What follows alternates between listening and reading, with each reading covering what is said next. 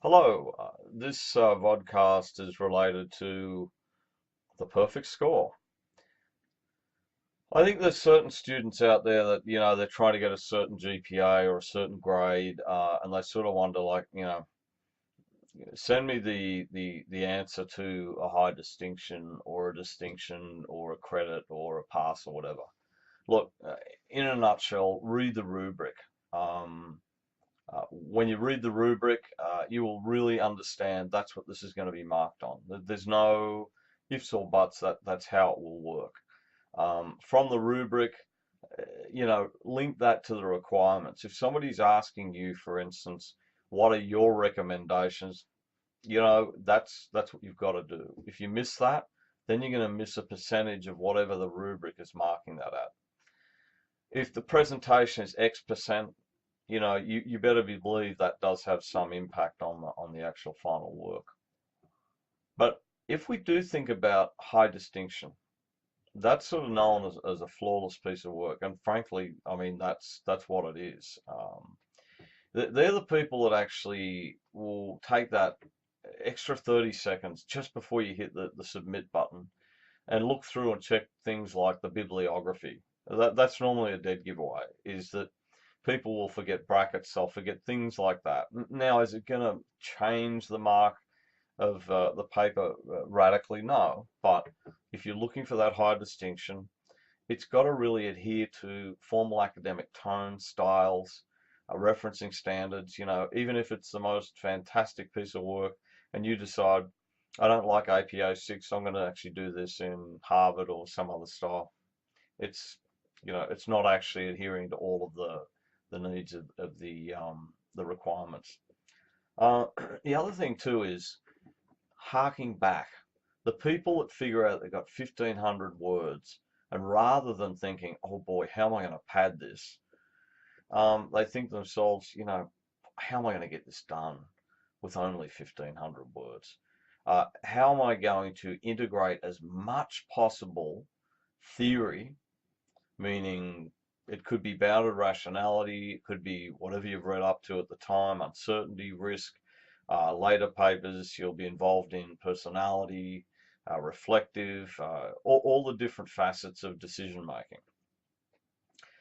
Beyond that, right? So most people will make the mistake of just basically citing the actual textbook. Nothing wrong with that, but boy, it becomes repetitive. Fitzgerald, Fitzgerald, McKee.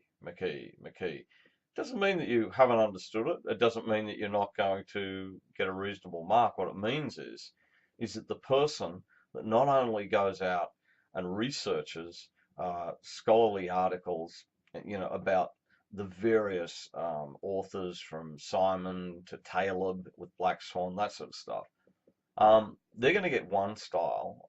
Then what about the people that go and find other authors that are secondary to that? They may have a bit of a different angle and then build that in. And then finally, some people actually go that extra step and they'll bring in some controversy.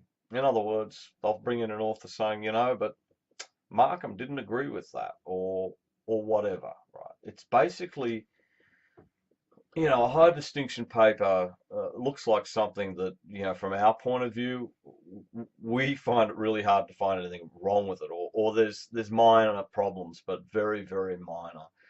There could be too descriptive in certain sections, but it's going to be very minor. The distinction is normally one that's on the way to the high distinction, but in essence, they run out of time or they don't read it over properly. They have a sentence that finishes before it should, spelling mistakes, all really, really interesting stuff like that. Or they basically will summarize well, they'll analyze impeccably, but then they'll forget or they just won't recommend properly, or. There's a number of different things. Credit papers normally kind of answer the questions, and again, nothing wrong with that. It's just really more about people that say, how do I get a high distinction? There's no tricks here. In fact, it's really going to come down to, have you answered the requirements? There's questions in the three sections. They're actual questions. Um, the classic is what was the outcome of the decision, or what was the summary, what was the outcome? People miss that. Um, what what was, for instance, your recommendations? Sometimes people miss that, or they don't recommend. That's something I wanted to say too. If you're a high distinction person, you're going to start thinking all more carefully about. So if I'm going to recommend something, I've got to own that recommendation. Sometimes people are very vague.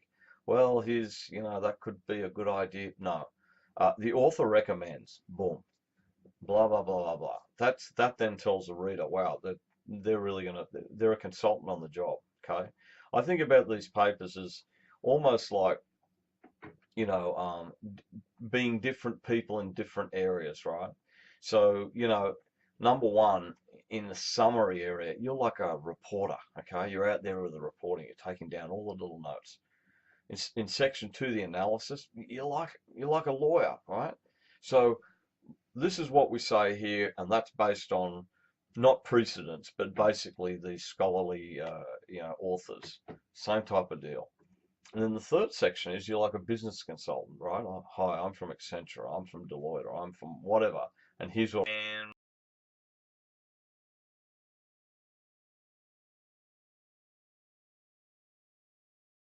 at this point, um, I think you got a lot of stuff here to look at, and always feel free to, uh, email me or Skype me or anything else, because I really do. I love this stuff.